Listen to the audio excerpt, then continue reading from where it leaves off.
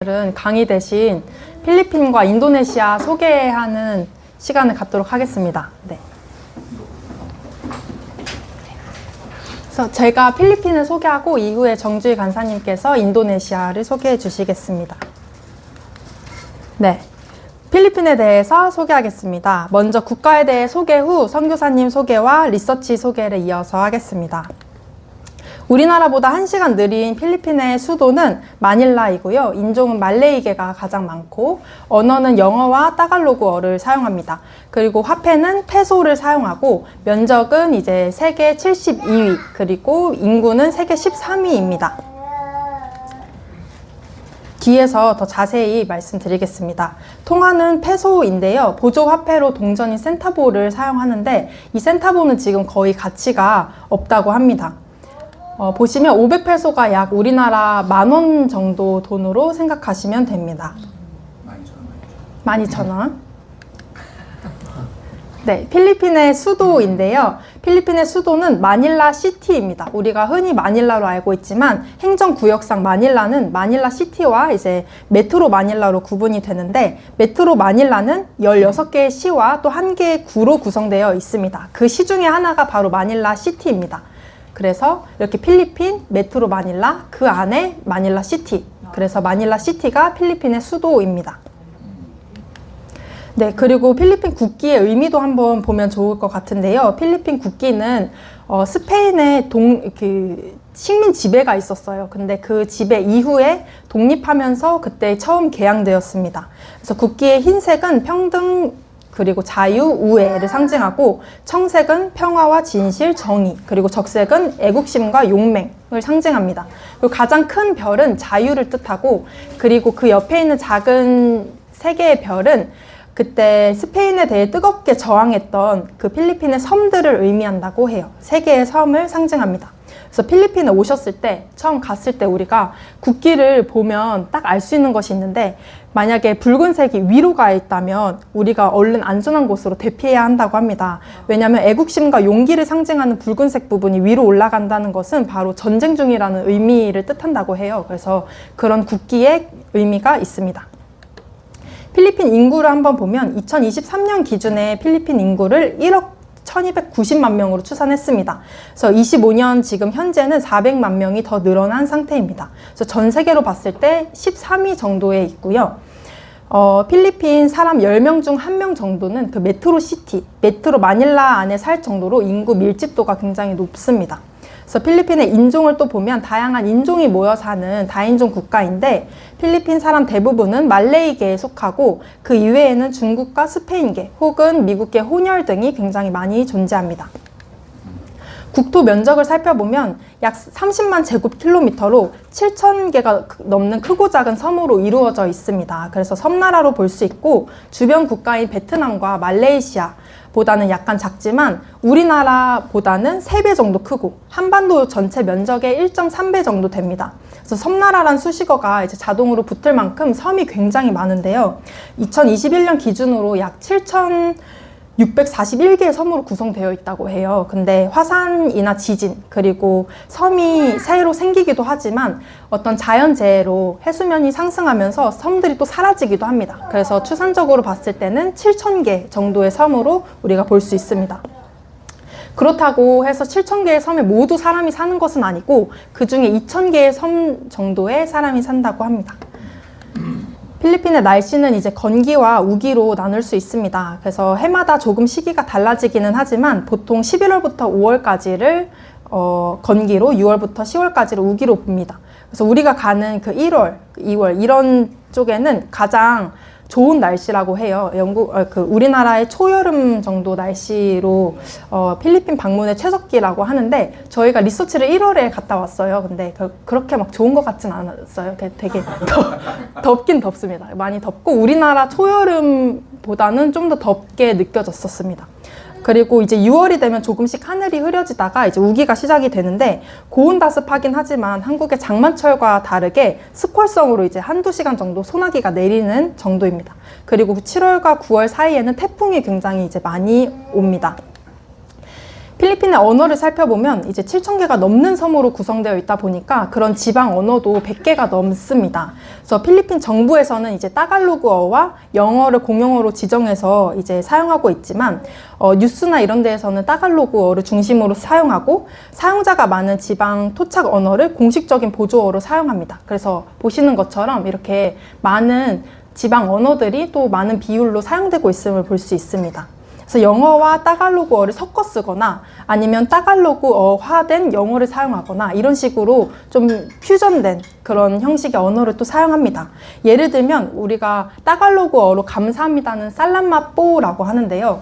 여기에 그 뽀는 정중의 의미를 더 강조한다고 합니다. 그래서 만약에 땡큐를 했을 때 땡큐 뽀 이것도 말이 되는 거죠. 그래서 그런 식으로 따갈로그어를 섞어서 사용한다고 합니다. 필리핀의 종교 비율을 보면 가톨릭이 80%가 넘습니다. 그래서 대부분이 가톨릭을 차지하고 개신교가 9%입니다. 그 스페인의 지배를 받았을 때 가톨릭화 정책에 따라서 이제 16세기 후반부터 본격적으로 전파가 되어서 가톨릭이 굉장히 열성적이에요. 그래서 모든 전통 축제와 또 토착 신앙인 애니미즘이 결합해서 종교 예식이 굉장히 뚜렷하게 또 그리고 거기에 열정적으로 표현을 하고 있습니다. 이슬람교도 있습니다. 그래서 16세기 전부터 이제 민다나오 섬이라는 곳에도 전파가 되었었는데 16세기 후반에 루손섬이라는 곳까지 또 일시적으로 세력이 확장되었었지만 이제 스페인이 이제 오면서부터 가톨릭이 전파되면서 세력을 확장하지 못하고 현재 필리핀 무슬림은 민다나오 지역을 중심으로만 거주하고 있어서 비율이 굉장히 적습니다. 개신교 중에서도 이렇게 다양한 교단들이 분포되어 있는데 이 중에 가장 많은 교단이 이글레시아니 그리스도입니다. 여기는 2단입니다. 굉장히 큰 2단이에요. 그래서 이따가 뒤에도 설명드리겠지만 굉장히 큰 2단이어서 방송국, 라디오 뭐 이런 데에서도 영향력을 보이고 있고 사람이 많기 때문에 정치나 여러 분야에 영향력이 굉장히 많다고 합니다. 그래서 그렇게 관여하는 그런 종교 단체입니다. 그리고 밑줄 친 데들도 다 2단이어서 결국 개신교로 비율이 측정이 됐지만 그 중에 2단의 비율이 가장 좀 많이 있다. 그래서 진정한 복음을 아는 그런 그리스도인들의 비율은 좀 적다고 볼 수 있습니다. 대한민국과의 교류 현황을 보면 필리핀은 한국과 수교한 오랜 우방 국가입니다. 그래서 6.25 전쟁에도 참전해서 7,400명 정도의 군인을 우리와 함께 파병해줘서 함께 자유를 위해서 싸워주었어요. 그래서 그때부터 우리나라와 관계가 굉장히 우호적으로 우방 국가로 있고요. 1949년 3월 3일에 정식 수교를 체결했습니다. 그래서 양국의 대통령이 지금까지도 서로 방문하면서 그 관계를 유지하고 있고 한국의 제조업과 서비스, 건설, 그리고 공사, 금융 등에 걸쳐 수많은 한국 기업이 이제 필리핀에 진출해 있는 상황입니다. 그래서 필리핀의 자원과 인력, 그리고 대한민국의 자본과 기술을 결합해서 상호 보완적인 협력 관계를 계속해서 유지하고 있습니다. 필리핀의 지역 교통수단을 한번 보면 크게 세 가지로, 대표적인 세 가지로 나눠서 볼 수 있는데요. 트라이시클이라고 이제 오토바이를 개조해서 만든 단거리 교통입니다. 대부분의 이제 동남아 지역에는 많이 볼 수 있는 교통수단이고, 또 지프니라는 것은 미군의 지배도 잠깐 받았었는데 그때 있었던 미군 군용 차를 개조해서 만든 또 버스입니다. 그리고 하바라발은 개인용 오토바이 택시라고 볼 수 있습니다. 그래서 사진을 보면 이게 트라이시클이고요. 그리고 이게 지프니, 미군 군용 차여서 되게 화려하게 많이 개조를 해놔서 다양한 모습을 볼 수 있어요. 이런 식으로 이렇게 탑승하는 모습을 볼 수 있고, 이런 식으로 네 하고요.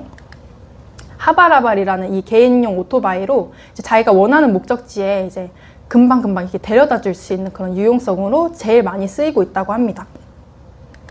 음식에 대한 흥미로운 사실. 필리핀은 쌀밥이 빠지지 않습니다. 그리고 돼지고기를 주 식자재로 쓰면서 그렇게 돼지고기와 밥 이렇게 많이 먹고요.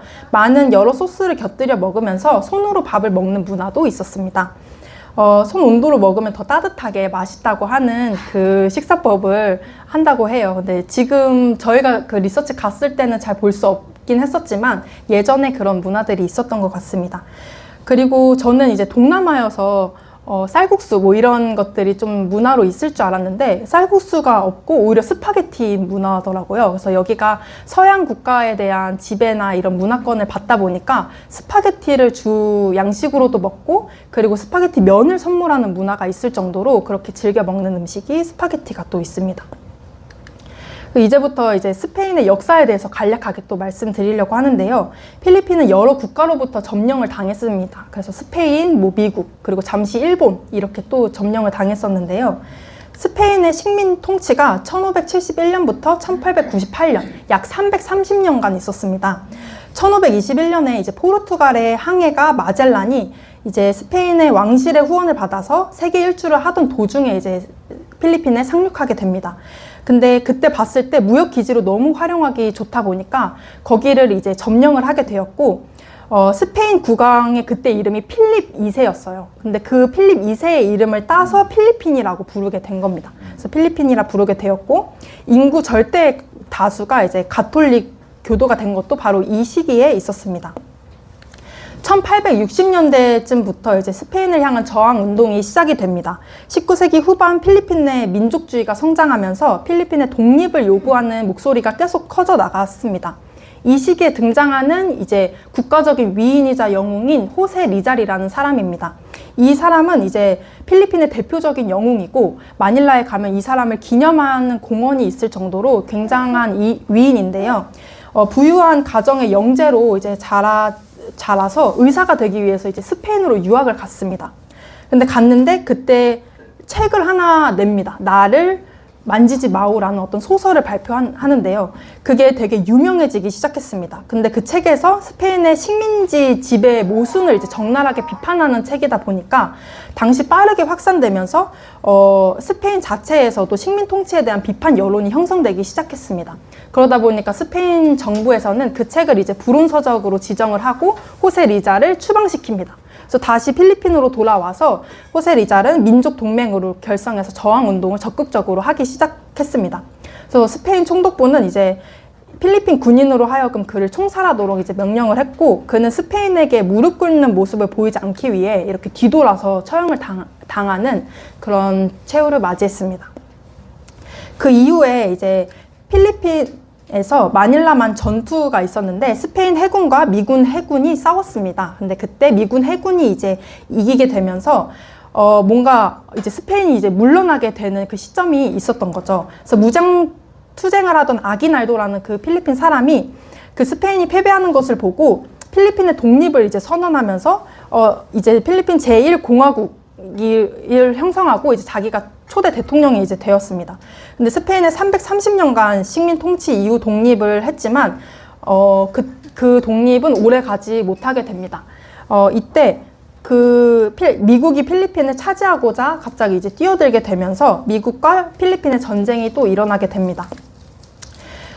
저항 활동을 하는 이제 필리핀을 차지하게 되는데 전쟁과 학살 그리고 기근, 질병까지 합쳐서 적어도 20만 명 이상이 이제 죽었습니다. 미국의 지배가 시작되면서 수출 확대가 일어나고 기술 혁신 그리고 오히려 사람들의 그 삶의 질이 향상되기도 한다는 여론이 형성이 되었었는데 이런 긍정적인 평가들은 개신교와 이제 청교도 정신을 가진 미국사 전반에 드러나는 민주주의 발전을 추구해가는 그런 이념 때문에 있었다고 합니다.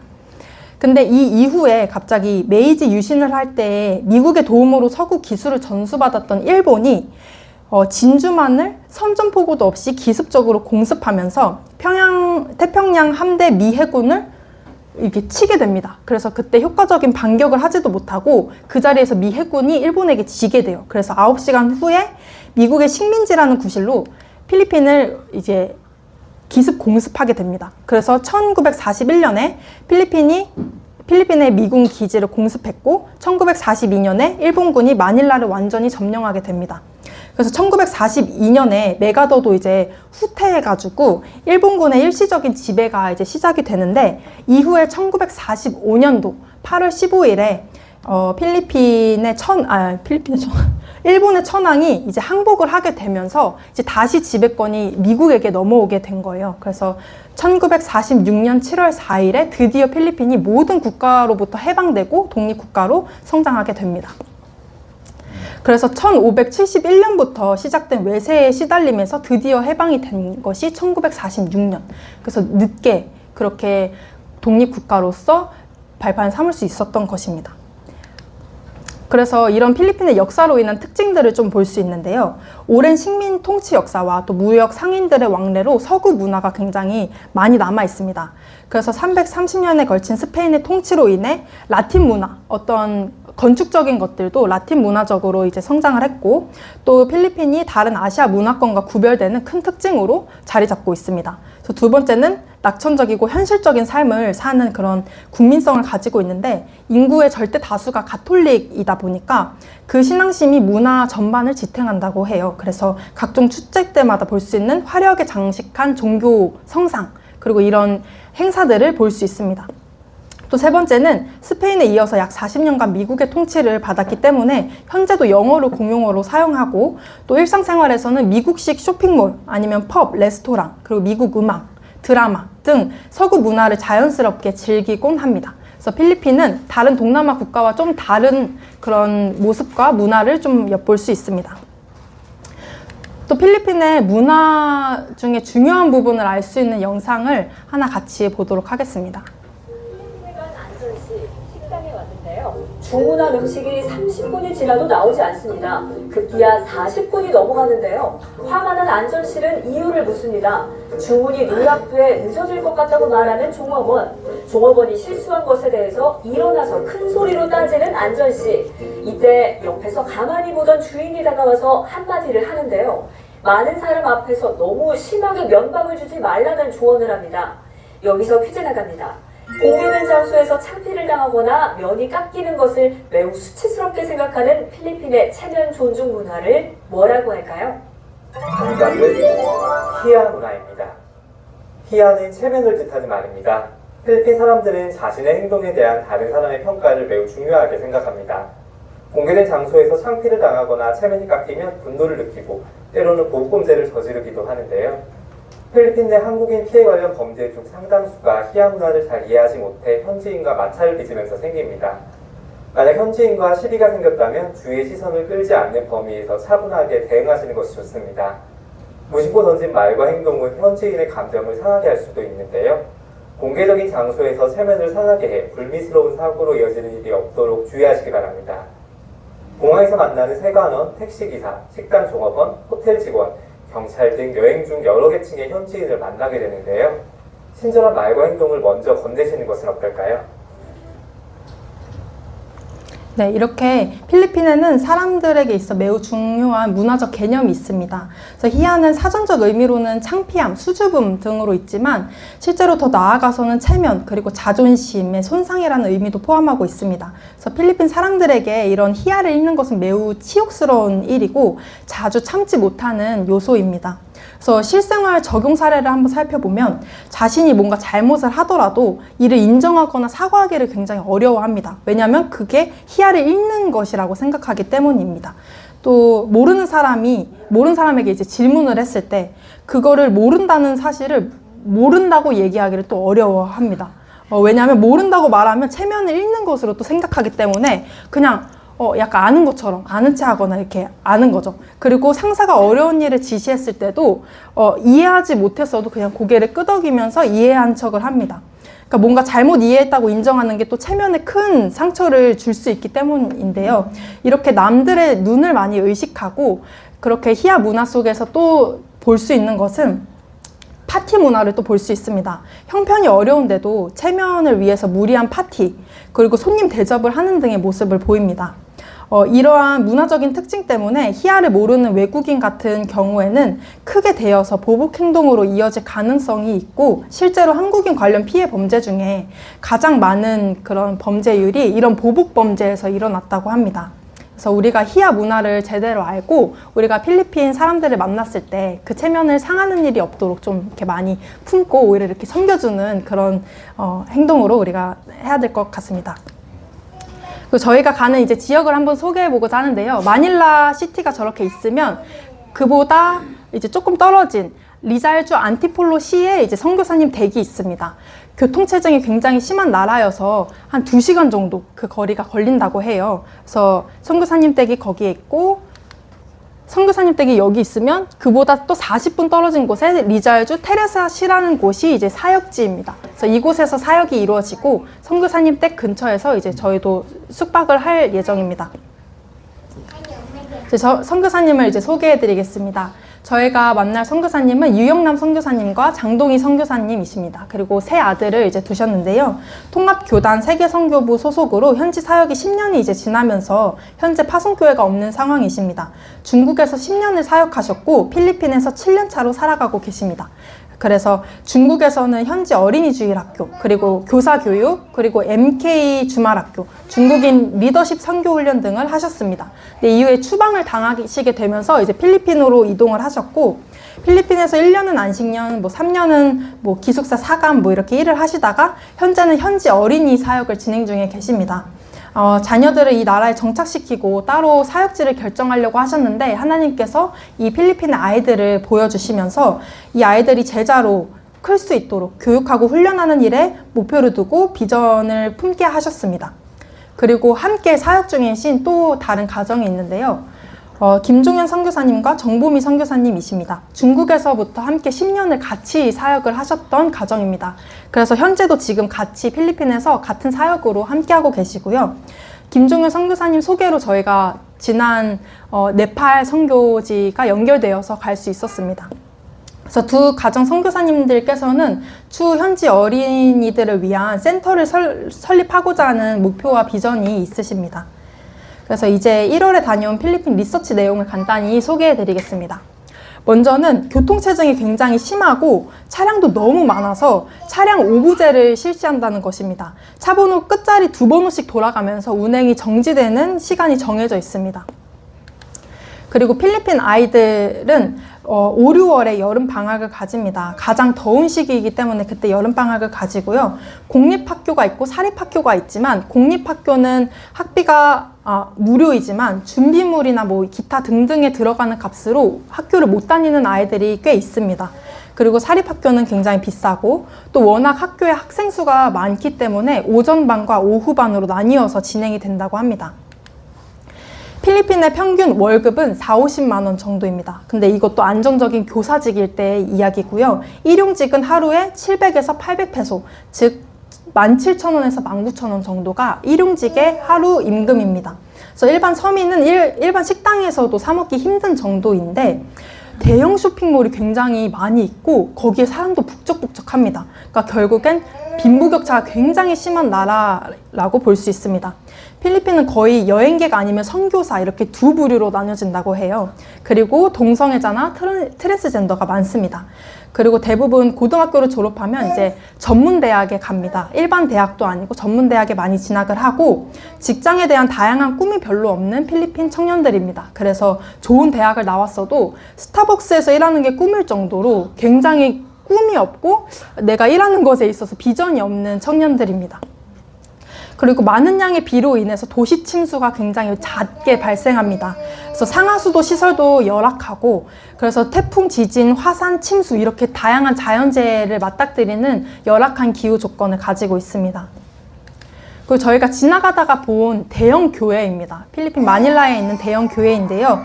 SM몰이라고 필리핀에 굉장히 큰 대형 쇼핑몰이 있는데 거기에 사장이 지어준 교회라고 해요. 그래서 영어로 예배를 하고 각 지역마다 또 세워져 있습니다. 약간 우리나라의 온누리교회 같은 느낌으로 설명해 주셨습니다. 그리고 여기가 아까 말씀드린 대형 2단 교회입니다. 그 이글레시아니 그리스도라는 교단인데요. 이런 건물 형태로 곳곳에 가는 곳마다 잦게 분포되어 있습니다. 그래서 이런 교회의 성도들이 굉장히 많아서 많은 분야에 관여하고 있다는 것이 좀 큰 문제입니다. 그리고 길거리에 이렇게 구걸하는 사람들이 굉장히 많습니다. 나이도 많이 어리고 다리 밑에 아예 사는 사람도 있고 도로에서 물건을 파는 사람도 있고 차 도로에서 정체되어 있는 차를 지나다니면서 구걸하는 사람도 굉장히 많이 보았습니다. 그래서 차가 정지되어 있을 틈에 갑자기 유리를 막 닦아서 돈을 버는 사람들도 있었습니다. 그래서 이렇게 어려운 형편의 사람들 또 길거리에 나앉은 사람들이 굉장히 많이 있는 모습을 볼 수 있었습니다. 저희가 가는 사역지 마을입니다. 여기는 온도이 마을이라는 곳인데요. 2009년에 온도이 태풍이 왔었습니다. 근데 물에 잠긴 지역의 사람들을 필리핀 정부가 강제 이주를 시켰는데 그렇게 해서 생긴 마을이 온도이 마을이고요. 이 사람들은 한 1200세대 정도가 함께 모여서 삽니다. 그래서 캄보디아나 다른 동남아와 다르게 되게 집이 좁고 다닥다닥 굉장히 많이 붙어져 있어요. 그래서 집도 막 이렇게 넓거나 이렇게 뭔가 여유롭지 않고 굉장히 많이 붙어져 있는 모습으로 볼 수 있습니다. 필리핀은 어떤 이유가 있으면 이런 강제 이주 같은 걸 많이 시킨다고 합니다. 그래서 그렇게 형성된 마을이고요. 사역자 아이들의 부모 직업군은 이제 거의 없습니다. 그래서 일이 없어서 대부분 일용직으로 노가다를 나가거나 이 지역이 외곽에 있기 때문에 한 번 나가면 이제 일주일 정도 이제 집을 비우고 나가서 일을 하는 것이죠. 그래서 아이들의 기도 제목이 엄마가 일자리를 찾아서 내가 먹고 공부할 수 있도록일 정도로 굉장히 형편이 어려운 그런 지역입니다. 아이들은 시내에 나오는 일이 거의 없고요. 잠깐 차를 타도 멀미를 할 정도로 이제 아이들이 외곽에서 벗어날 일이 없습니다. 그리고 낯선 음식에 대해서 되게 닫혀 있어서 매운 음식이나 뭐 이런 것들은 잘 못 먹는 편이고 현지 음식은 조금 단 편입니다. 그리고 사역지 마을에는 냉장고가 없어서 차가운 음료로 저희가 준비하지 않아도 된다고 하셨어요. 오히려 덥지만 아이들은 차가운 음료를 먹지 않고 그것을 먹으면 오히려 배탈이 난다고 합니다. 그래서 그런 문화적인 특성이 있고요. 그리고 여기 외관이 좀 허름하지만 여기가 안티폴로 장로교회라는 곳입니다. 그래서 여기서 공간을 같이 사용합니다. 여기 현지 목사가 따로 계시고 저희 선교사님들이 이 공간에서 같이 사역을 하고 계십니다. 그래서 공간만 같이 사용하고 다 따로 운영이 되는데요. 그 현지 담임 목사님과 상의는 많이 이루어지지만 뭔가 예배 그리고 선교사님의 토요학교, 주일학교는 철저히 나뉘어져 있어서 서로 터치는 하지 않는다고 합니다. 재정도 분리되어서 돌아가고 있고 선교사님들이 이 교회에 전기세를 이제 내주면서 같이 이제 공유하는 느낌으로 하고 계십니다. 그래서 여기 현지 목사님의 자녀가 8명이 있는데 그 중에 한 자녀가 한국에서 번 돈으로 이 땅을 사고 교회를 지었다고 해요. 그래서 그렇게 의미가 있는 곳이고 또 그 현지 목사님의 딸과 아들 2명이 같이 선교사님의 사역에 동참하고 있습니다. 그래서 딸인 마이카 자매는 영어와 따갈로그어 통역을 해주고 있고 아들인 요한 형제는 기타 수업과 토요학교 선생님 그리고 주일학교 새신자반 교육을 담당해주고 있습니다. 그래서 제자들 중에 이제 영어가 공용어기 때문에 다 잘할 거라고 생각하지만 그건 아니고 잘하는 애들은 잘하고 또 못하는 애들은 못하는 그 우리나라의 영어 교육과 같은 그런 시스템으로 말씀해 주셨었습니다. 이렇게 아이들이 주일 예배 때 축복하는 모습을 찍은 건데요.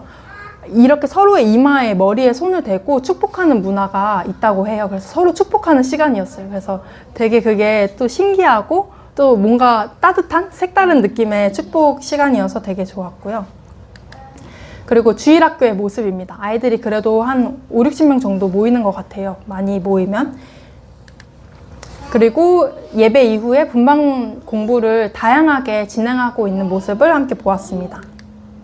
이게 기초 한글 수업입니다. 토요학교에서 진행되는 한글 수업반이고요. 여기는 한글 초급반. 이어서 뭐 죄송해요, 사랑해요, 뭐 잘 먹겠습니다 이런 간단한 문구들을 함께 배우고 있습니다. 그리고 피아노 수업도 진행하고 있습니다. 그래서 제자 1기생은 지금 피아노 실습을 하고 있고 2기생은 피아노 이론을 배우고 있다고 합니다. 그리고 함께 이제 어와나 레크레이션 프로그램들을 같이 토요일에 진행을 하고요. 이게 말씀 암송 책인데 아이들이 말씀 구절을 이제 외우면서 선교사님들이 교육하고 계십니다. 그래서 아이들이 이렇게 말씀 외우는 거 같이 이렇게 봐주시고 말씀 외우는 것을 중심으로 또 모든 프로그램이 진행이 됩니다.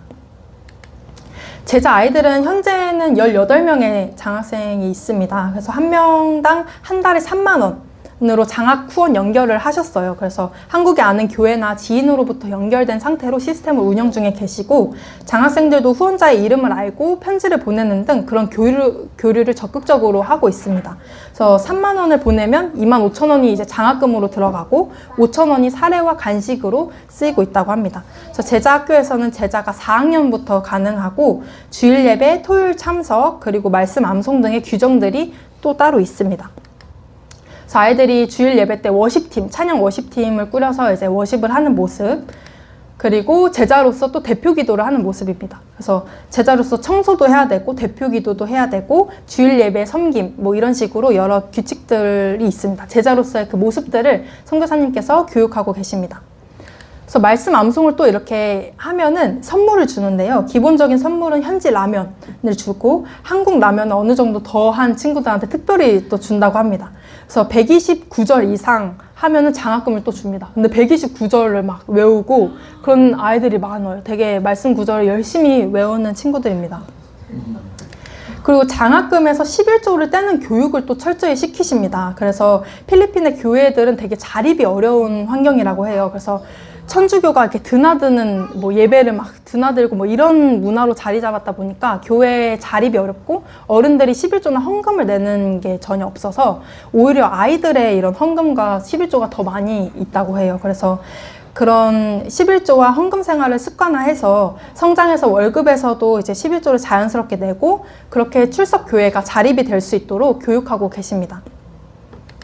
그래서 이 모습을 보면은 이제 맨 오른쪽에 김종현 선교사님이 영어로 설교하시면 맨 왼쪽에 마이카 자매가 그것을 따갈로그어로 통역하는 모습입니다. 그래서 아이들이 주로 그래도 영어 못하는 애들은 따갈로그어로 들을 수 있기 때문에 그렇게 진행을 하시고 저희도 만약에 사역을 이제 준비할 때 영어 위주로 준비하거나 이제 한국어, 영어 뭐 이렇게 준비를 하면 이제 마이카 자매가 영어를 이제 통역해 줄 거예요. 그래서 지금 한국어와 따갈로그어의 그 직접적인 통역은 구하기 어려운 상태여서 저희가 영어로 번역해서 준비하는 것을 해야 될 것 같고 그리고 PPT를 활용할 수 있으니까 이런 것도 적극적으로 활용하면 좋다고 하셨습니다. 네, 필리핀 선교지에서 보내온 영상을 하나 같이 보실게요. 기도 제목 영상입니다.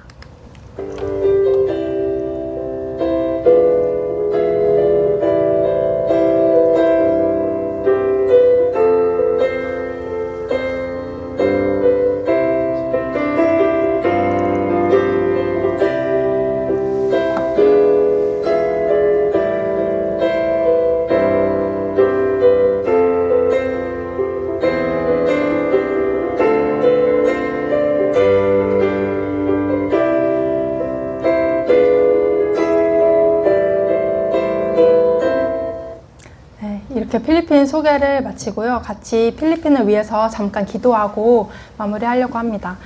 필리핀 나라가 굉장히 많은 외세에 시달림이 있었고 아픔이 있었던 국가입니다. 그래서 그런 아픔 가운데 그들의 영혼이 정말 복음으로 잘 회복될 수 있도록 그리고 오히려 복음 전도가 어려운 환경인데 정말 진정한 복음 예수 그리스도의 그 사랑이 그들의 영혼을 또 구원하고 다시 올바른 그 신앙의 길을 찾아갈 수 있도록 그리고 선교사님께서 하시는 그 사역 가운데 제자들이 바르게 세워질 수 있도록 함께 기도하시겠습니다.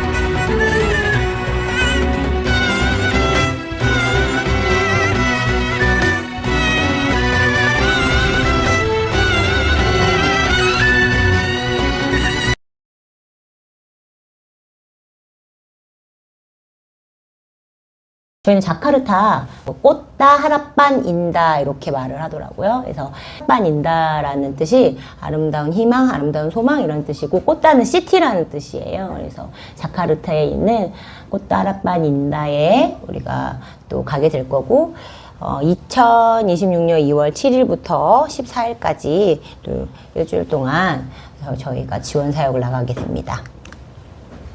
네, 그 인도네시아는 이제 인도네시아 공화국으로 불리는데 인도하고 네시아 이렇게 이름이 붙어져 있어요. 그래서 인도스라는 그 이름, 그러니까 인도에서 나온 그 이름이고 네시아는 그 폴리네시아의 그 섬들에 대한 건데 그래서 네소스 해가지고 인도네시아 이렇게 이름이 생겼어요. 필리핀도 섬이 많은 나라이기는 하지만 인도네시아 같은 경우는 17,000개의 섬이 있다고 하고 외 주변에 많은 또 섬들이 있습니다. 그래서 유엔에는 16,000개 좀 넘게가 이제 그 나라 섬이라고 되어 있기는 한데, 그 중에서 이제 6,000개 정도에서만, 사람들이 거주를 하고 있다고 합니다. 면적 자체는 이제 전 세계의 14번째로 큰 나라고요. 인구는 약 8,000명 정도가 살고 있는데, 지금 아까 자카르타라고 했던 그 자바섬 있죠? 그쪽에 거의 55% 이상이 살고 있는 거예요. 그러다 보니까 인구 밀집도가 저쪽에 많이 몰려 있어서 뭐 수도 이전에 대한 이야기는 이따가 좀 하겠지만 여러 가지 밀집된 이런 경제나 뭐 여러 가지 상황들 때문에 좀 분산이 필요하고 또 이제 지형적으로도 문제가 생겨서 이제 이전이 된다고 합니다. 화폐는 루피아를 사용하고 있고 100루피아가 9원인데 우리나라 돈 이제 1,000원이라고 생각을 해본다면 11,000루피아 정도라고 생각을 하면 돼요. 공용어는 그 말레이어 방언에서 이제 파생된 인도네시아어인데 바하사 인도네시아라고 해요. 300여 종족의 그 많은 민족들이 있고 그 다음에 언어도 700여 개 이상이 있기 때문에 너무 소통하기가 쉽지가 않잖아요. 그래서 이제 간단하지만 다 모두가 좀 소통하기가 쉬운, 좋은 그런 언어로 이제 채택을 했고 그래서 잠깐 우리 이제 인도네시아 가실 분들 이 정해져 있지만 또 가실 분이 또 있을 수 있으니까 안녕하십니까 라는 이 인사말은 아빠까바르. 자, 한번 해보시죠, 목사님. 아빠까바르. 네, 아빠까바르. 네, 그리고 사랑합니다는 아꾸찐따까모. 네, 아꾸찐따까모. 사랑합니다. 다 언어가 그 또 알파벳처럼 생겨가지고 뭐 읽는 데는 그렇게 어렵지 않더라고요. 네, 날씨는 이제 열대성 기후 적도 주변에 있기 때문에 그래서 1년 내내 뭐 거의 뭐 한 25도, 27도 이렇게 된다고는 하는데 지난번 리서치에 갔었을 때 생각보다는 더웠던 것 같아요. 네, 그래서 많이 습하고 또 이래서 더 더운 거일 수도 있고 그리고 그 동남아시아 날씨들이 어쨌든 건기와 우기로 나뉘고 사계절이 우리나라처럼 있지 않기 때문에 건기는 5월에서 10월 이때고 이제 우기가 저희가 가는 또 11월에서 4월까지인데 얼마 전에 그 사이클론이 와가지고 막 폭우가 엄청 쏟아진 거예요. 이제 인도네시아뿐만 아니라 동남아 국가 쪽에 그래서 이 아까 말했던 그 수마트라 섬 그쪽에 엄청 그 폭우가 집중이 돼가지고 이재민이 너무 많이 발생한 거예요. 그래서 지금 이제 5일, 6일밖에 안 지났잖아요. 그래서 이 부분도 이따가 같이 좀 기도해 주시면 좋을 것 같고 네, 역사를 잠깐 보자면 이제 7세기, 11세기의 불교 시대가 이제 흥왕하고 그다음에 12세기, 16세기의 힌두교 시대가 이제 왔습니다. 그리고 12세기에서 18세기의 이슬람 시기가 와서 이제 뭐 인도네시아 같은 경우에는 이제 다양한 종교들이 다 들어와 있고 그래서 사람들이 또 다양한 이 종교들을 믿고 있어서 지역별로 또 좀 강세인 종교를 믿는 지역들이 그 섬들이 좀 다르더라고요. 네, 그래서 근대 또 역사를 보면 우리 아까 영상에서도 봤지만 이제 여러 식민지를 거치게 됐었어요. 그래서 포르투갈, 네덜란드, 프랑스, 또 영국 이렇게 순차적으로 이렇게 와가지고 지배를 했는데, 이런 그 역사들이 이제 그 세계 그 대전 이후에 그 시기에 많이 일어났었잖아요. 그 종전 이후에 또 우리 또 새롭게 인도네시아 나라가 다시 세워졌는데, 이제 처음 초대 대통령인 이제 수카르노라는 대통령은 이제 독립운동가였어요. 근데 독립운동가였는데, 나중에는 결국 이제 약간 장기 집권을 하면서 이제 부패하게 되는 거죠. 그러다가 이제 또 독재로 되고, 그래서 독재를 타도하자 이제 수하르토 또 대통령이 했지만, 또 이분도 역시 또 다시 또 독재로 또 돌아가는, 그래서 국민들이 또 되게 속상하고 화가 날 거 아니겠어요? 그래서 또 이제 이 수하르토라는 대통령도 엄청 이렇게 비리와 또 하여튼 독재를 많이 했습니다. 이게 어느 나라랑 비슷한 것 같아요. 네. 그리고 난 다음에 조코에도 대통령이 2019년도에 이제 우리 수도를 좀 이전해야겠다라고 해가지고 이제 그거를 추진하게 됐고, 조코에도 대통령도 이제 수도 이전을 추진하면서 10년, 5년씩 해서 2번 할 수 있는데 10년으로는 좀 모자랄 것 같은데 조금 더 해서 수도를 이전하면 참 좋겠다, 뭐 이런 마음이 있었으나 국민이 허락하지 않아서 지금은 이제 수비안토 대통령이 그 뜻을 이어받아서 또 같이 우리 또 그 인도네시아 수도 이전에 또 박차를 가하고 있다고 합니다. 네, 그래서 아까 두 번째 대통령이었죠. 그 수하르토 그 대통령이 퇴진하고 난 이후에 이제 본격적으로 이제 인도네시아의 어떤 정치가 조금 바로 이렇게 어떤 그 기준들이 세워져 가는 시기를 거쳤다고 보면 될 것 같아요. 그래서 정치 체제는 이제 계속 이제 개혁들이 일어나다 보니까 행정부, 사법부, 입법부 이런 것들이 이렇게 개혁이 되고 5년씩 2번 할 수 있는 걸로, 네, 그래서 대통령제로 채택이 됐습니다.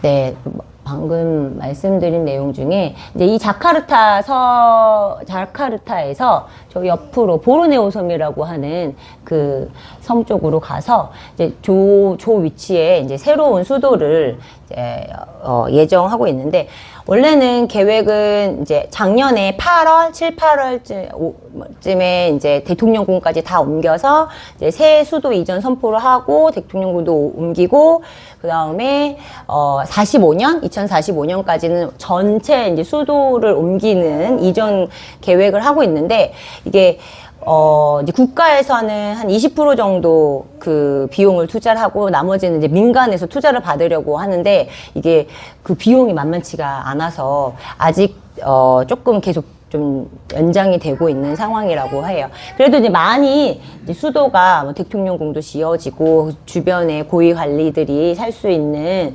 그런 이제 아파트 단지 뭐 이런 거처들도 이렇게 생기고, 이래서 자연스럽게 이제 옮겨가는. 근데 이게 수도가 이전되는 이유는 경제적으로 이제 이 자바섬에 너무 많은 인구가 몰려 있기도 한데, 애초에 이제 이 자바섬에 사람이 모여들 때 그러니까 지하수를 계속 판 거예요. 그래서 지하수를 파서 그 계속 물이 이렇게 해서 지반이 점점점 내려앉고, 그게 이제 내려앉다 보면서 1년에 한 5cm에서 10cm 정도 내려앉고, 그래서 되게 많이 내려앉아서 지금은 섬 한 전체 반 정도가 이제 물에 잠긴 상태고, 또 지금 해수면이 이제 그 지구 온난화 때문에 이렇게 많이 올라와 있잖아요. 그러니까는 이제 물이 계속 이렇게 들어오는 거예요. 지금 어쨌든 해수면보다 한 40% 이상 낮아졌기 때문에 수도 이전 어쩔 수 없이 좀 이렇게 이행돼야 되는 또 상황입니다. 네. 또 경제 같은 경우는 네, 대국이기는 한데 이게 1차 산업으로 먹고 사는 것들이 많아서 그 빈부격차가 되게 심한 거예요. 그래서 GDP는 높지만 실제로 그 서민들의 생활은 되게 쉽지 않은 거죠. 하지만 이제 여기 워낙에 풍성한 먹을거리들이 많아서 혼합경제 체제로 되어 있고, 아까 영상에도 나와 있었지만 동남아에서 유일하게 G20 회원국으로 가입이 되어 있어요. 그러니까는 어떤 한 나라가 내수 경제가 살아나려면은 그 국민이 1억 명 이상이면 되면은 자체적으로 살아남을 수 있다고 하잖아요. 2억 8천이니까 자체적으로 살아남는 건 문제는 없는 거죠. 그래서 그 안에서의 거대한 경제 규모들이 있고, 그 다음에 그 농업이 비중이 많이 차지하기 때문에 좀 빈부격차들이 많이 있다는 것. 자, 그래서 여기에서 모르는 거 없죠. 코코넛, 또 이거 코피코 이 사탕 엄청 유명하잖아요. 우리 한국 사람들 많이 드시는 커피 사탕, 그 다음에 땅콩, 그 다음에 저기 파인애플, 뭐 바나나 이런 것도 많고, 이거는 우리 선교사님께서 주신 커피인데 이따가 꼭 한번 드셔보세요. 그래서 뜨거운 물에 설탕 좀 넣고 그 가루를 싹 가라앉히고 마시면, 그곳은 인도네시아. 그래서 이거 드신 분들은 인도네시아에 가시던가 기도해 주시던가 하시면 좋을 것 같고. 네, 그래서 그거 외에도 뭐 많은 그 농산품들이 있어서 어쨌든 먹고 사는데, 실생활을 하는 데는 뭐 국민들이 굶어 죽는 사람은 없다는 거. 그래서 이 나라에서 빈곤 퇴치를 할 수 있다고 막 이제 대통령이 선언을 했는데, 우리의 개념과는 좀 다르겠지만, 그러니까 못 먹고 가난해서 죽는 사람은 없다. 어디 가든 바나나를 따먹어도 뭘 따먹어도 먹을 수 있으니까. 네. 그리고 또 이제 교통수단이 있는데, 사실 저는 이거를 보지는 못했어요. 그냥 이제 자료로만 봤는데, 그러니까 뭐 도시에 뭐 MRT도 있고, 그 다음에 뭐 광역버스, 큰 버스들도 있고, 뭐 택시도 있고, 뭐 한데, 요런 봉고, 그러니까 요런 작은 승합차, 요런 차들이, 그러니까 우리나라로 따지면 그냥 합승 택시처럼 어디에서 어디까지 가요 막 얘기하면은 이 마을 저 마을 이렇게 데려다 주고 하는 앙콧이라는, 네, 또 교통수단이고요. 이게 한 400원 돈? 360원? 이 정도 되고, 그 다음에 동남아시아 나라들이 뭐 다 오토바이를 많이 타니까 이것도 오젯이라고 또 오토바이가 있는데, 뭐 이것도 그 택시처럼 활용할 수 있습니다. 그러나 우리는 이 모든 것을 탈 수 없고, 그 그랩이라는 어플을 이용하여 택시를 타거나, 아니면 전설 속에서나 나올 것 같은 그 올드카가 있는데, 우리 선교사님의 올드카가 있습니다. 그거를 타거나 그렇게 해서 같이 이동을 할 거니까, 네, 걱정 마시고요. 네, 그래서 네, 또 가장 또 관심 있는 또 음식 부분인데, 인도네시아 음식이 우리나라 사람들이 먹기에 안 맞는 음식은 없는 것 같아요. 되게 맛있고, 그냥 기본적으로 이제 되게 그 세계의 다양한 어떤 이렇게 맛들이 요 음식 안에 잘 묻어져 나오고, 그리고 되게 자극적이고 짜고 맵기도 하고, 그다음에 또 특색 있는 어떤 요리들이 있는데, CNN에서 뭐 이렇게 세계 요리 뭐 이런 걸 선정한 게 있더라고요. 근데 거기에 탑 10에 1, 2위가 이 렌당이라는 것과 나시고랭이라는 게 있고, 그 다음에 이제 한 14위쯤에 사떼라는 게 있는데, 저희가 지난번에 이제 리서치 갔을 때 1일 1 나시고랭을 했는데 질리지가 않아요. 너무 맛있었습니다. 그래서 요런 이제 이거 말고도 다른 맛있는 음식은 있습니다. 예, 그래서 그리고 특히 이제 이 나시고랭 같은 경우는 세계 볶음밥 4대장 중에 하나예요. 그래서 정말 맛있어서 뭐 나시고랭 좋아하시는 분들은 인도네시아 같이 가셔도 네, 좋을 것 같습니다. 그래서 뭐 이거 외에도 뭐 쌀국수를 이용한, 그러니까 여기가 그 나시라는 게 쌀이고 고랭이라는 게 볶다라는 건데, 그래서 쌀로 이제 필리핀 같은 경우는 쌀로 된 음식이 많이 없었다 그랬잖아요. 그래서 여기는 또 쌀로 된 음식들이 또 많이 있어가지고 뭐 국수나 이런 뭐 밥이나 이런 많은 음식들, 그리고 요 옆에 렌당은 약간 갈비찜 같은 거, 그래서 밥 위에 덮밥에다가 이렇게 갈비찜 얹어 먹는 그런 건데, 이번에 한번 꼭 먹어보면 좋겠네요. 그죠? 네, 종교를 보면 되게 특이해요. 종교의 자유가 있어요. 종교의 자유가 있는데, 믿을 수 있는 자유만 있는 거예요. 믿지 못하는 자유는 없어.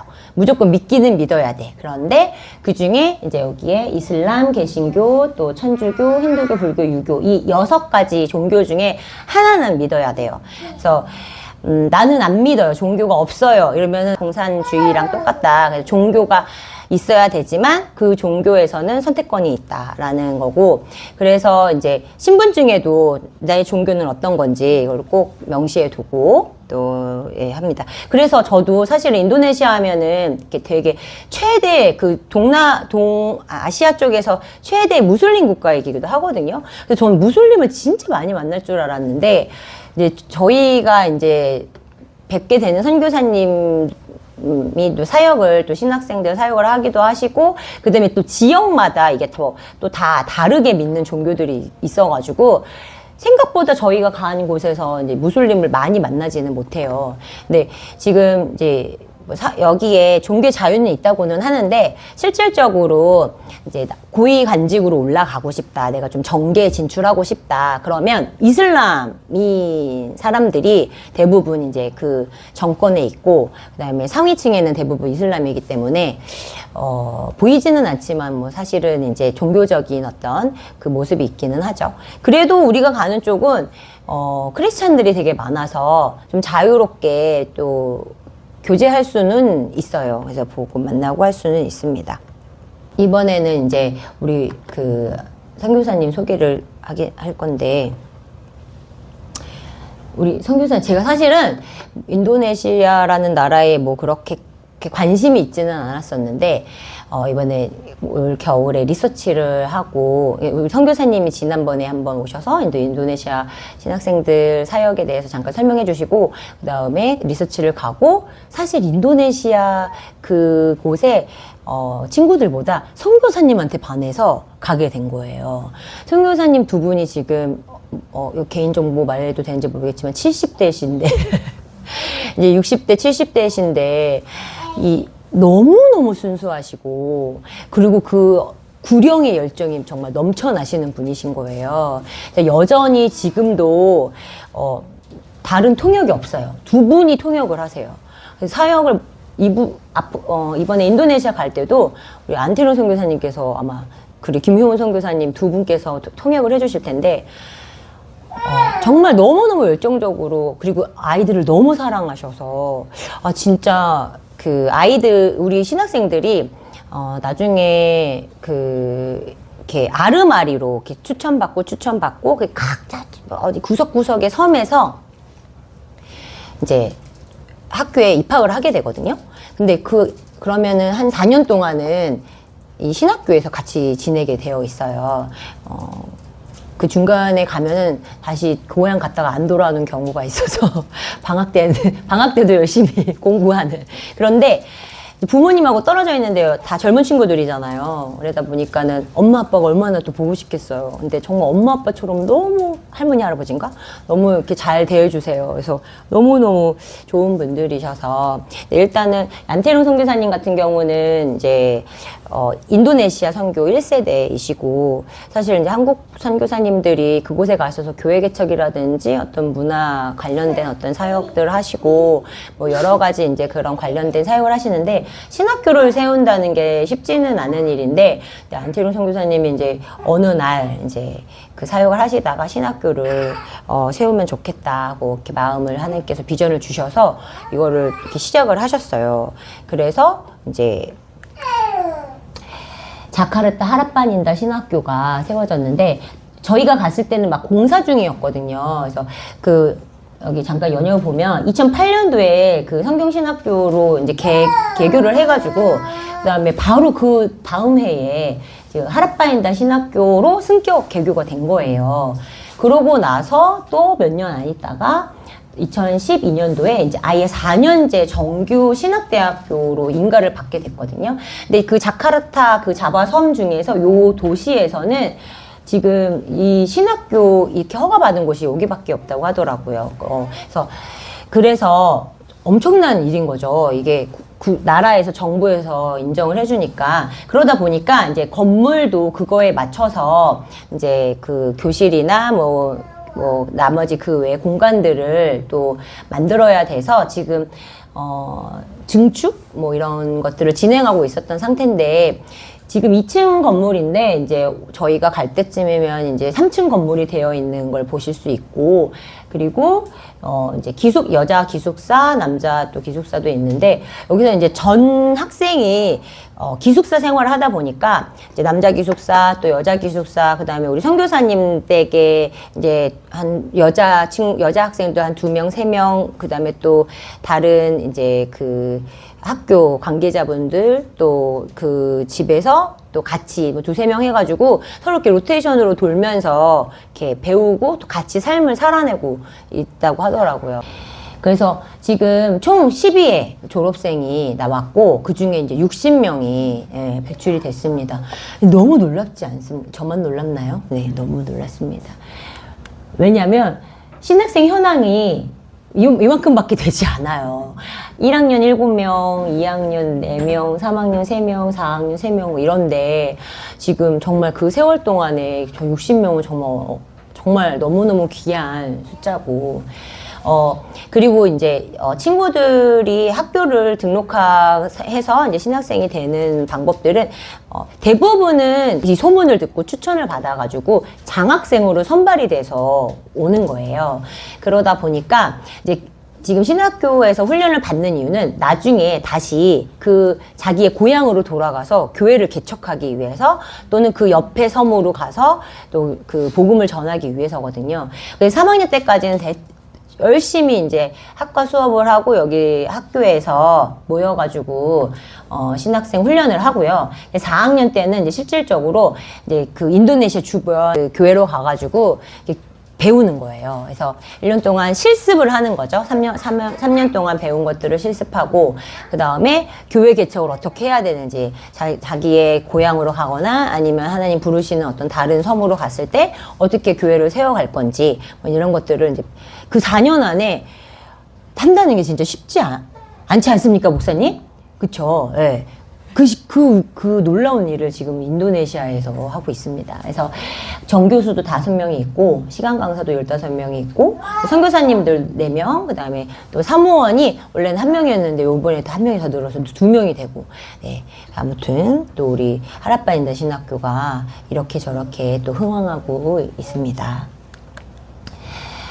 네. 그래서 저는 이제 뭐 리서치 사진이 많으면 좋은데, 네, 이번에 지원 사역할 때 이런 걸 기록을 남겨줄 수 있는 혹시 난 그런 능력이 있다, 재능이 있다 하시는 분들이 있으면 지원해 주시면 참 좋겠습니다. 그래서 제가 사실 우리 선교사님 뵀을 때 이렇게 A4 용지 갖고 오셔가지고 막 이렇게 보여주셔서 어떡하나, 저거를 어떡하나, 정말 이거 누가 이렇게 자료를 만들어주면 참 좋겠는데 나는 할 수 없으니까 내가 한다를 할 수 없고, 막 이런 생각이 드는데, 요즘 우리 청년 세대 분들은 이제 뭐 이런 툴들을 잘 다루시잖아요. 그래서 이 하랏바인더 신학교에 대한 뭐 영상이라든지 아니면 이런 자료라든지 이런 홍보물 같은 거를 혹시 난 좀 제작을 할 수 있을 것 같다, 해보고 싶다, 이런 분들 그 마음을 누르지 마시고 함께 가셔도 너무 좋을 것 같다. 그러면 진짜 이 선교에 아주 큰 도움이 되지 않을까. 그래서 일단은 이제 함께 가시기로 한 이제 분들 위주로 사역을 어떻게 진행하면 좋을지 이제 한번 구성해 봤는데, 우리 그리스도인의 신분과 사명에 대해서 이제 신학생들이다 보니까 특별 세미나 같은 것들이 좀 필요하다고 요청을 해주셨거든요. 그래서 그리스도인으로서 이제 특별히 또 신학생으로 부름을 받았는데, 그렇다면 그들이 이제 그냥 단순히 신학을 하는 게 아니라 하나님 앞에서 어떤 신앙을 가지고, 그다음에 또 어떤 신분으로 또 하나님 부르심을 완수해 갈 것인지, 그래서 좀 충성되게 이 일들을 할 수 있도록 또 우리 대표님께서 이제 이틀에 걸쳐서 강의를 하실 거고, 이제 신학생들은 뭐니 해도 영성 수련회죠. 그래서 우리는 이제 그래서 정말 그러니까 막 마음에 불을 지펴주실 이제 우리 목사님께서 함께 가시기 때문에, 네, 또 기대되는 영성 수련회고, 그다음에 저희가 이번에 그 백성을 위로하는 거에 대해서 또 주제로 삼고 가고 있는데, 특별히 그 선교사님들이 30년 이상 그곳에서 사역을 하시면서 또 많이 지쳐있고, 또 필리핀도 언급했지만, 그 지금 후원하는 곳이 되게 많이 다 끊겨 있어요. 그래서 우리 IMS 같은 경우는 어떤 후원 교회라든지 아니면 또 단체나 이런 분들이 없는, 그래서 정말 이렇게 독립군으로 막 열심히 혼자서 사역하고 계신 분들, 이런 분들을 위해서 또 저희가 이렇게 같이 섬겨드리는 거기 때문에 우리 그 선교사님들께서 그곳에서 좀 힘을 받고 세워지시면 좋겠다, 그런 시간을 가지면 좋겠다 했는데, 지난번 네팔에서 또 경험을 해보니 그 우리 섬기시는 선교사님들이 그 나라의 영혼들에게 세족식을 해주고 안아주고 이렇게 기도해주고 하는 게 정말 되게 큰 은혜가 있더라고요. 그래서 이제 우리 선교사님이 그곳에서 총장님이신데, 이제 막 총장님이 막 발 막 닦아주면 얼마나 감격스럽겠어요, 그죠? 그래서 아마 또 많은 은혜가 있을 거라 믿고. 근데 또 하나는 저희가 이제 가정식탁 예배라고 해서 이제 그 우리 신학생들이 결국에는 나중에 건강한 하나님의 가정을 만들어서 그게 이제 교회가 되고, 그 교회가 그 지역을 바꾸고 나라를 바꾸게 해야 되는데, 남성들의 역할과 여성들의 역할에 대해서 성경적으로 좀 배워가는 시간도 되게 필요해서, 근데 하나님은 기름 부으신 그 사람이 남자, 아빠, 뭐 남편에게 그 제사장으로서의 기름 부으심을 주셨기 때문에, 근데 이것들을 좀 잘 배워서 좀 전수할 수 있도록, 그래서 그 예배만 드리는 게 아니라 좀 그 관련 활동으로 이제 저희가 그때 이제 그 초를 켜고, 또 그 다음에 같이 애찬식을 하면서 그 예수님의 피를 나누고 예수님의 살을 나누고 할 때 포도주를 만들어 보고, 그래서 나중에 사역할 때 직접 본인들이 그 포도주도 담그고 그 다음에 빵도 만들어서 이렇게 같이 나누고 하는 것들을 배워보면 좋겠다 해서 캔들 만들기, 뭐 포도주 만들기, 성찬식빵 만들기, 뭐 이런 것들을 해보려고 하는데, 가정식탁 예배에 대해서 좀 설명을 해주고 함께 이어나갈 건데, 제가 이 딱 맞는 그 이미지를 찾아서 보여드리고 싶었는데 못 찾겠더라고요. 그래서 AI를 이용해서 했는데 이상하게 되더라고요. 그래서 가정식탁 예배는 현장에서 보여드리겠습니다. 가정식탁 예배의 핵심은 뭐냐면, 그 선교사님 두 분께서 신학생들에게 계속 이제 축복해 주시고, 그 다음에 그 안에서 말씀이 계속 이렇게 나눠지는 것들에 대해서 그 식탁 안에서 그 예배도 진행이 되고, 애찬식도 진행이 되고, 그 다음에 정결의식 같은 것도 진행이 되면서 이루어지거든요. 그래서 실제로 가정에서 어떻게 제사장인 아버지께서 아내를 축복하고 자식을 축복해서 그 가정이 하나님의 그 가정으로 세워지는지를 이제 또 같이 한번 연습해보고 실습해보는 시간이 있을 겁니다. 네.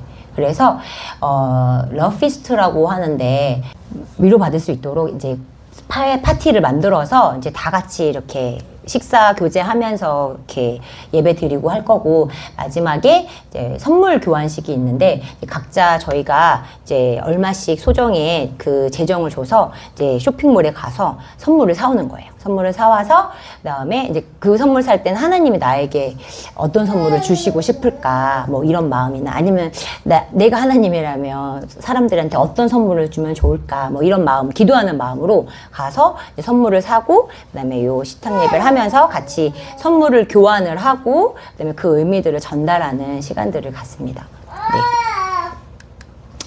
그래서 중보기도를 할 때 이제 우리 아까 영상도 보시고, 그 다음에 하라파닌다 신학교에 대해서도 기도하실 건데, 이제 인도네시아는 좀 중요하게 아까 그 물난리 나서 지금 이재민 발생한 부분들, 그거 위해서 좀 많이 기도해 주시고요. 그 다음에 하라파닌다 신학교 같은 경우는 지금 건축 중이어가지고 재정이 조금 많이 필요한 상태예요. 그래서 또 하나님의 은혜로 하나하나 잘 이렇게 갖춰져 가고 있지만, 여전히 재정은 또 하나님께 하나님께서 계속 도와주셔야 하는 부분이어서 재정적인 부분 또 같이 기도해 주시면 좋을 것 같고, 그 다음에 우리 신학생들이 아까 이제 1학년부터 4학년까지 다 참석하지는 못하고 3학년까지만 참석을 하거든요. 4학년은 실습을 나가기 때문에. 그래서 한 14명, 15명 정도가 같이 참석을 하고, 그 다음에 이제 함께 이제 사무하는 그 조교분들 뭐 이런 분들 해서 아마 많으면 20명 정도 이렇게 같이 하게 될 것 같아요. 그래서 우리 친구들 위해서도 기도해 주시고, 그다음에 안태룡 김효은 선교사님께서 지금 건강이 안 좋으셔서 잠깐 한국에 나오셨어요.